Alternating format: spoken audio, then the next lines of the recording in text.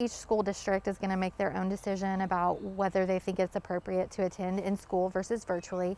Once the decision's made to go back in person, we do recommend that middle schoolers and high schoolers be masked all the time.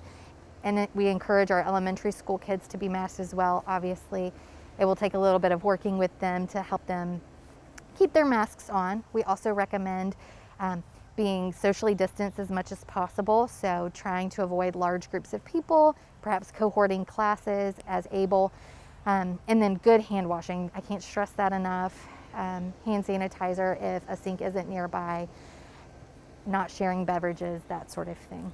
We usually recommend getting tested at around day 5 of illness to confirm that it is coronavirus.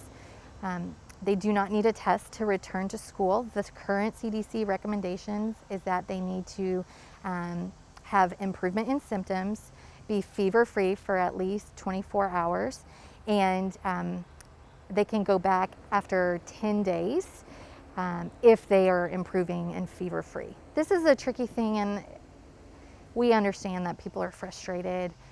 Information is evolving constantly. In fact, we are recommending that children who have been exposed to coronavirus but are asymptomatic and test negative, that they still quarantine for 14 days. And so it's a tough conversation to have, and we understand people's frustration.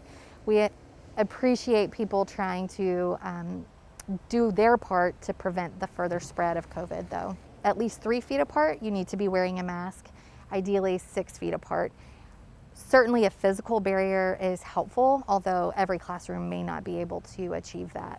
The idea is that we want to mitigate spread. We're not going to be able to prevent it entirely, and so masking is the #1 way to do that. And so the amount of viral droplets that we can, respiratory droplets that we can prevent spreading, the better.